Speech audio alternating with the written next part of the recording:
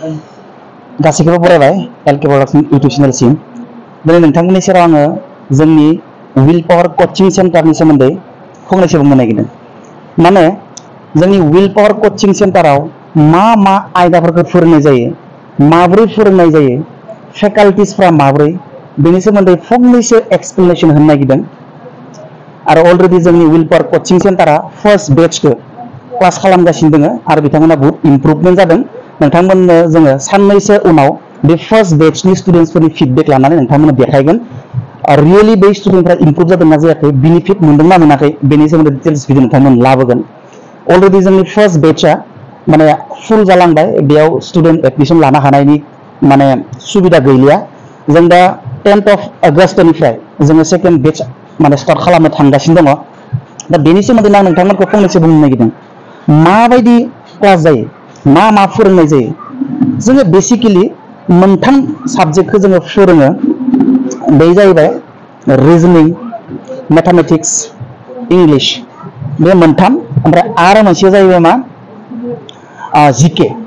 जिकेआबो बहुत बिराद vast subject थायो, जेरैबायदि जिके होनबा स्टेटिक जिके, political science, history, geography, economics, ओरै बिभिन्न रोखोमनि साबजेक्ट थायो। बै साबजेक्टफोरखौ जोङो माने गोबाङानो बे साबजेक्टफोरखौ फरायनो रोङा आरो जिकेखौ बिराद डिफिकाल्ट मोनो। खिन्थु जोङो जोंनि कचिं सेन्टारा जिकेखौ ओरैबायदि इजि खालामनानै होगोन जोङो स्टुडेन्टफोरनि थाखाय, माने आनइमेजिनेबल। ओरैबायदि थख' जोङो माने मेगनजों नुहुरनाय ओरैबायदि बुजायगोन। जोंनि गोबां मानसिफोरानो जिकेखौ फरायनो रोङा, सिलेक्टिभ ओरैनो गांनैसो बिजाब बायनानै लाबाय बाजाराव ओंखारनाय, ओमफ्राय जे एमसिकिउसफोरखौ नायबाय थाबाय नों बेसेबां फरायनो, नों बेसेबां गोसो लाखिनो, इम्पसिबल। खिन्थु जोङो जोंनि कचिं सेन्टाराव जिकेखौ ओरैबायदि एक्सटेन्सिभलि जोङो फोरोङो, टपिक वाइज। माने नों जेब्ला एग्जाम हलाव जिरायगोन, नोङो डाइरेक्ट नोंनि गोसोनि मेगनजों नुहुरगोन बै घटनाफोरजों रिलेटेड थानाय इनफरमेसनफोरखौ नोङो कुइसनखौ मोननाय लोगो लोगो नों गोसोखांगोन। नोङो बे घटनाखौ गोसोआव दोनखायो नालाय, नोङो बिनि पइन्ट्सफोरखौ नोङो थख' गोसोखांहरगोन। खिन्थु नोङो ओरैनो एमसिकिउस फरायोबा बाजारनि बिजाब बायनानै नोङो बेसेबां गोसो लाखिनो, नोङो एकदम रियेलि डिफिकाल्ट। आरो जिकेखौ बेबायदि फरायगोन खाया। जिकेखौ माबायदि फरायनांगौ, सासे केन्डिडेटआ एग्जाम मोनसेनि केन्डिडेट सासेया जिकेखौ माबोरै माने बांसिननिफ्राय बांसिन नों कारेक्ट एन्सार खालामनो हायो, बेनि टेकनिक्स, फोरोंनायनि टेकनिक्स, मखास्थ' लानायनि टेकनिक जोङो बेखौ फोरोङो। हमना ला आसाम हिस्ट्रि, आं मोनसे एग्जाम्पल होनि। आसाम हिस्ट्रिखौ नोङो आहमफ्रा माब्ला फैनाय, मा मायथाइयाव फैनाय, माबोरै फैनाय, नोङो जुदि ओरैनो मोनसे लेसननिफ्राय नोङो सिलेक्टिभलि मोननैसो एमसिकिउ सायख'नानै लाबाय, नों फरायबाय, मुखस्थ' खालामबाय, नोंगो नों थागोन। खिन्थु नोङो बेखौ साननै सानथामनि नों बावगारगोन। बेनिखायनो नोङो डाइरेक्ट अभारभिउ, नोंनि गोसोनि मेगनजों नुहुरखानाय, भिजुलाइज, एकदम आहमफ्रा माबोरै फैनाय, मिथिं फैनाय, नों गोसोनि मेगनजों नुहुरखानाय बायदि ओरैबायदि माने माइन्डआव सोना होनो हानाय जानांगोन। आरो जों बेबायदि खालामो। ओंखायनो जोङो सानो जोंनि स्टुडेन्टफ्रा, जायफोरा जोंनि विल पावर कचिं सेन्टाराव फैगोन, जिकेनि खुनु प्रब्लेम गैया। जिकेनि खुनु प्रब्लेम गैया। स्टेटिक जिकेयानो जा, डाइनामिक जिकेयानो जा, बा कारेन्ट एफेयार्सआनो जा, जोङोथ' कारेन्ट एफेयार्सनि थाखाय जोङो दैलि 10टा 15टा जोङो सानफ्रोमबो स्टुडेन्टफोरनो जोङो कारेन्ट एफेयार्स होयो। दा जोंनि कारेन्ट एफेयार्सखौ दैलि 10टाखौ लिरख'नानै लायोबा कारेन्ट एफेयार्सनि प्रब्लेमा सल्भ। आरो स्टेटिक जिके, जिअग्राफि, हिस्ट्रि, इकनमिक्स, बेफोरखौथ' एकदम खुनु सिन्था खालामनांगौआनो गैया। इंलिसखौथ' आङो गेरान्टि होनानै बुंखायो, आंनो फोरोंखायो इंराजिखौ ओरैबायदि फोरोंगोन, माने स्पटिं एररा माबायदि फैयो, माबेनिफ्राय फैयो, माबे लेसननिफ्राय माबायदि स्पटिं एररनि कुइसन फैयो, sentence improvement, fill in the blank articles, tense, एकदम टटेल खुनु माने न' मिस नोङो जानाय नङा आरोखि। मानो होनबा जोङो ओरैबायदि थख' फोरोंगोन। माखासे आरो मा बहुत मानसियानो फरायो खिन्थु टेस्ट होआ। टेस्टआ बिराद इम्परटेन्ट।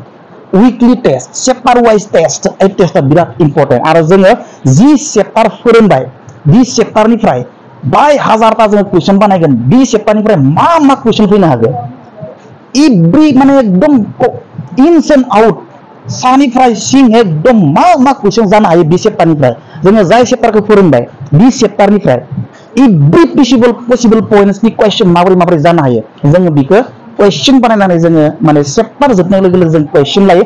माने खुनु मिस जानायनि चान्स गैया आरोखि बेबायदि।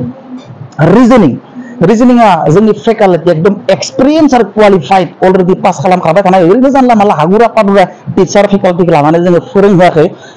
पास खालामखाबाय थानाय बहुत स्टुडेन्टफोरखौ माने फोरोंनानै पास खालामहोनाय क्वालिफाइड खालामहोनाय बेबायदि फेकाल्टि जोंनाव दङ आरो बिथाङा ओरैबायदि फोरोंगोन नोङो जइन जायोबासो बुजि मोनगोन खसाके जोंनि कचिं सेन्टारा मा रखम दा बिनिखायनो बुंदों सोरबा जुदि गोसो दङबा गोबां खेब कम्पिटिटिभ एग्जाम होनानै पास खालामनो हायाखैबा आरो देग्लाय होनो होनना सानबाय थादोंबा नोंथाङा जोंनि कचिं सेन्टाराव जइन जा 90% जोङो गेरान्टि होगोन 10% नोंनि आरो बे 10%आवबो जों नोंखौ हेल्प खालामगोन नों 10%आव मा मा खामानि मावनांगौ आरो मारै फरायनांगौ खिन्थु 90% जोंनि आखायाव दङ 90% जोङो मा रखम पास खालामनांगौ मा रखम फरायनांगौ बे टटेलि जोंनि आखायाव 10% नोंनि आखायाव आरो बे 10%आवबो जोंनि हेल्प थागोन आरो मोनसे मा थालांखो मेथामेटिक्सखौ जोंथ' ओरैबायदि कनसेप्ट होगोन माने फैबासो बुजि मोनगोन मा रखम जोङो मेथामेटिक्सनि कनसेप्ट होगोन आरो जाय मेथामेटिक्सनि कनसेप्टआ माने नोंखौ एनि कम्पिटिटिभ एग्जाम स्टेट लेभेलनि एनि डिपार्टमेन्ट नोंथाङा हागोन खिन्थु बेनि थाखाय नोंथाङा मोननैसो रुल्स एन्ड रेगुलेसन फल' खालामनांगोन मानो होनबा नाथिं इज देयर इज नो सर्टकाट टु साक्सेसनि थाखाय जेबो सर्टकाट गैया नों मावनांगोनानोखा जों जाय जिनिसफोरखौ खिथिगोन बे जिनिसफोरखौ नोङो मावोबा जाय रुलफोरखौ जों बुंगोन बे रुलफोरखौ नों फल' खालामोबा 100% नोङो स्टेट लेभेलनि जायखिजाया एग्जामा नोंनि थाखाय बे हासि बिजनारनि ओरै आखाइ दामलायना नों पास खालामलांनो हागोन थारमाने इजि जों गेरान्टि होगोन बिखिनाखौ ओंखायनो मा बुंदों आरो खायसे बुंबावदों स्क्रिनाव मबाइलनि स्क्रिनाव कन्टेक्ट नाम्बार दङ सोरबा गोसो दङब्ला बुहुत बार होनानै कम्पिटिटिभ एग्जाम पास खालामनो हायाखैबा बा देग्लायसो गोदानै होनो ओंखारदोंबा नोंथाङा जेबो आयदा थानाय नङा बेनिखायनो मबाइलाव होनाय दङ स्क्रिन मबाइलनि नै भिडिअनि स्क्रिनाव कन्टेक्ट नाम्बार नाय दङ थाबैनो फन खालाम डिटेल्स सोंहर माबाफोर आरो मिथिबावनो दङबा आरो थाबैनो नोंथाङा बेयाव जइन जानानै नोंथांनि जिउनि लुबैनायखौ मोनफुंनो हागोन सोरबा गोजाननि स्टुडेन्टआ भिडिअखौ नायदोंब्ला बयसफोरनि थाखाय जोङो रेन्ट रुम एरेन्ज खालामनानै होगोन नोंथाङा फाइनाल थाफैनांगोन गासै फेसिलिटिस नोंथाङा खालामना लानांगोन आरो गार्लसफोरनि थाखाय खिन्थु जेबो प्रब्लेम गैया जोङो पिजि दंखायो पिजिआव फैनानै नोंथाङा आजादि